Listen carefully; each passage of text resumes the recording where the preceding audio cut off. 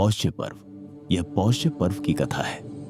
इसमें पहले 2 खंड केवल संक्षेप मात्र हैं। यद्यपि ये घटनाएं महाभारत की मुख्य कथा का भाग नहीं है, तथापि तीसरे खंड से महाभारत की मुख्य कथा का संक्षेप आरंभ होता है। इस पूरे खंड का उद्देश्य केवल सर्पयज्ञ की भूमिका तैयार करना है। सूत कहते हैं कि परीक्षित पुत्र राजा जनमेजय ने कुरुक्षेत्र में अपने भाइयों श्रुतसेन, उग्रसेन और भीमसेन के साथ एक यज्ञ किया। जब वे यज्ञ में बैठे हुए थे, तभी वहां एक कुत्ता आ पहुंचा। वह कुत्ता सारमेय था, सरमा का पुत्र, जो सभी कुत्तों की जननी मानी जाती है। जनमेजय के भाइयों ने उस कुत्ते को मारा और वहां से भगा, उसे दिया। दुखी होकर रोता हुआ वह कुत्ता अपनी माता के पास गया। माता ने पूछा कि रो क्यों रहा है और उसे किसने मारा? कुत्ते ने उत्तर दिया कि उसे राजा के भाइयों ने मारा है, जबकि उसने कोई अपराध नहीं किया। न तो उनके भविष्य की ओर देखा और न ही उसे छुआ है। यह सुनकर सारमेय की माता सरमा को अत्यंत दुख हुआ।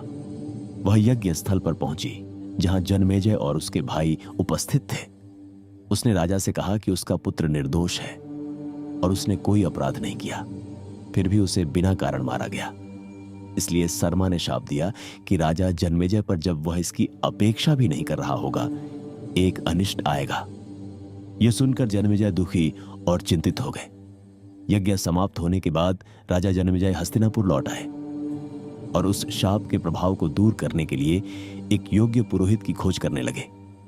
एक दिन शिकार पर जाते हुए उन्हें अपने राज्य के एक एकांत स्थान में एक आश्रम दिखाई दिया, जहां श्रुतश्रवा नामक ऋषि अपने प्रिय पुत्र सोमश्रवा के साथ रहते थे।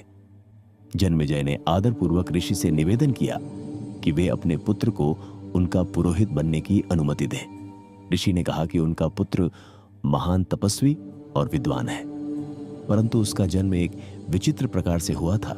एक सर्प ने उनके वीर्य को निगल लिया था और उसी से सोमश्रवा का जन्म हुआ।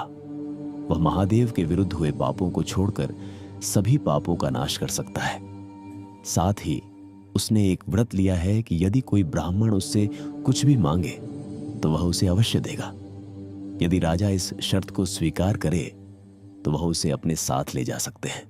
जनमेजय ने यह शर्त स्वीकार कर ली और सोमश्रवा को अपना पुरोहित बना लिया और अपने भाइयों को आदेश दिया कि वे बिना प्रश्न किए पुरोहित की आज्ञा का पालन करें।